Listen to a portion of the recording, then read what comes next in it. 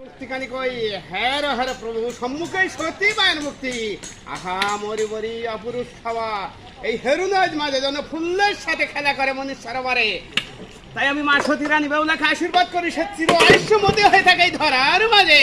পিতা পিতা কিবা আশীর্বাদ করলেনই হতভাগিনকে আমি যে বাসর ঘরে বিধবা হয়েছি। না রে ভাগ্নি না, যতক্ষণ পর্যন্ত তোর পতির স্বর নিয়ে নৃত্য করছিস ততক্ষণ পর্যন্ত বিধবা নাই এই ধরার মাঝে। যাও নন্দী মনসাকে যেখানে যে অবস্থায় পাবে কেউ ধরে নেবে আমার এই কৈলাস ভবনে। পিতা পিতা মনসা এখানে আসবে না। কি বললে নন্দী? মনসা এখানে আসবে না। যাও কেউ ধরে আমার এই কৈলাস ভবনে নিয়ে চলে এসো। পিতা কিবা দোষ করেছে আমি নন্দীকে করেছেন আদেশ কেশো ধরে আনাইতে। দেখো মনসা কি জন্য তুমি লক্ষিন্দার কাকালে মৃত্যু ঘটিয়েছো তার উত্তর দাও।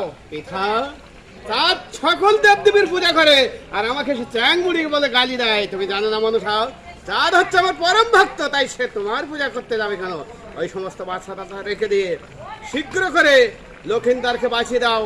দেখছো না মা বেউলা আমার পদধূলো বসে নীরবে অশ্রু বিসর্জন করছে। পিতা আমি তাই দিচ্ছি।